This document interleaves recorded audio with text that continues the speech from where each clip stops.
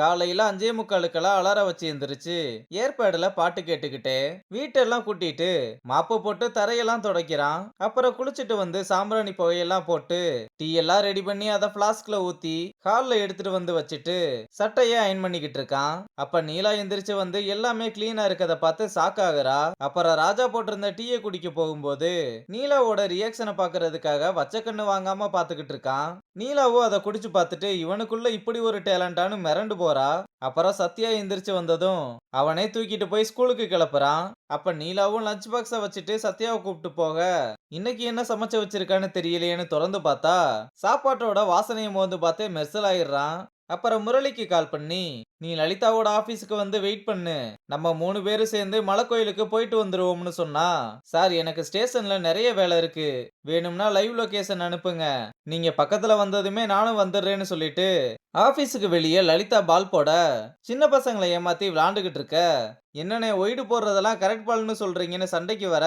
டேய் என்னங்கடா சண்டைக்கு வர்றீங்க, நீ நின்ன இடத்துக்கு தான் பால் வரணுமா, நீ போய் ஆட மாட்டேயான்னு சொல்லி பேசிக்கிட்டு இருக்க. லலிதாவும் டே உங்களுக்கு தாண்டா ஒழுங்கா விளையாட தெரியலேன்னு எகிரிக்கிட்டு போக,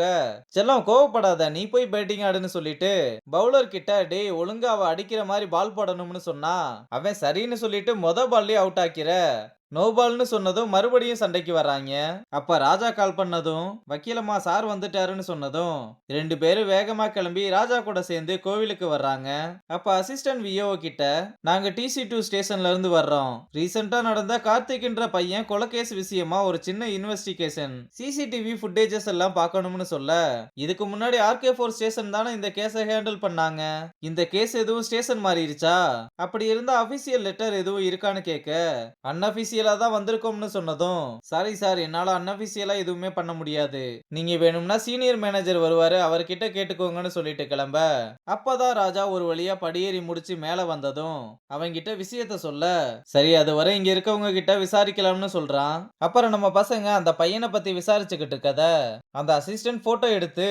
ஐராவுக்கு அனுப்பி விட்டு கார்த்திக் கேஸ் விஷயமா 2 பேரும் வந்து விசாரிச்சுக்கிட்டு இருக்காங்கன்னு சொல்ல, அவனும் யாருடான்னு பார்த்தா ராஜாவும் முரளியும் இருக்கத பார்த்துட்டு டேய் இவங்களுக்கும் அந்த கேஸுக்கும் சம்பந்தமே இல்லையே, இவங்க என்ன பண்ணிக்கிட்டு இருக்காங்க, டேய் நம்ம தான் அந்த சிசிடிவி ஃபுட்டேஜஸ் எல்லாம் அழிச்சிட்டோம்ல, எதுவும் அதை பார்த்தா தெரியுமான்னு கேட்க, இங்க பார்த்தா ஒண்ணும் கிடைக்காதுனே, ஆனா ஃபைல ரெட்ரை பண்ணா கிடைச்சிரும்னு சொல்ல, உடனே நீ டிவிஆர் எடுத்துட்டு கீழே வான்னு சொல்லிட்டு ஐராவும் கிளம்பி கோயிலுக்கு வர, இவனும் டிவிஆர் எடுத்துட்டு வந்து ஐரா கிட்ட கொடுக்க,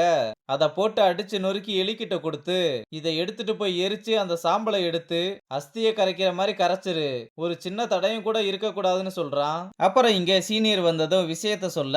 அசிஸ்டன்ட் கிட்ட ஃபுட்டேஜ காமிக்க சொன்னா, சார் அதுல ஒரு பிரச்சனை, டிவிஆர் கரப்ட் ஆகி அதை சர்வீஸுக்கு எடுத்துட்டு போயிருக்காங்க, அதை ரிட்ரைவ் பண்ணவும் முடியாதுன்னு வாரண்டியில கிளைம் பண்ணி புதுசு போட்டு கொடுக்கறேன்னு சொல்லிட்டாங்க, அதனால பழைய ஃபுட்டேஜ் எதுவுமே இல்லைன்னு நக்கலா சொல்றான். அப்புறம் ராஜாவும் ஹேக்கருக்கு கால் பண்ணி விஷயத்த சொல்ல அவனும் ஒரு ஐடியா கொடுக்க, சிசிடிவி இன்ஸ்டால் பண்ண கம்பெனிக்கு வந்து ஸ்டாஃபை மிரட்டி ஆக்சஸ் பண்ண வைக்க நம்ம ஹேக்கர் பையனும் ஒரு வழியா ஃபுட்டேஜை எடுத்து அதை டிஸ்க்ல காப்பி பண்ணி கொடுக்கறான். அப்புறம் ஸ்டேஷன்ல வச்சு அந்த ஃபுட்டேஜை ஓபன் பண்ணி பார்த்தா அதுல கார்த்தியும் ரம்யாவும் கோவில்ல உட்காந்து படிப்பு விஷயமா ஏதோ பேசிக்கிட்டு இருக்க,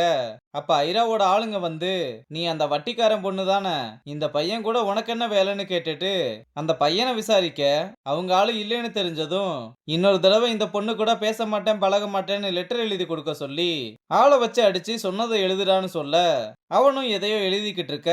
அந்த பொண்ணும் விட்டுருங்கன்னு சொல்லி ரொம்ப கெஞ்சிரா. கார்த்தியும் லெட்டர் எழுதி கொடுத்ததும் என்ன எழுத சொன்னா என்னடா எழுதி வச்சிருக்கேன்னு அதை தூக்கி போட்டு இவனை அடிச்சு இழுத்துட்டு வாங்கடான்னு கூப்பிட்டு போகும்போது ஐராவுக்கு கால் பண்ணி விஷயத்த சொல்றாங்க. இத நம்ம பசங்களும் பார்த்துட்டு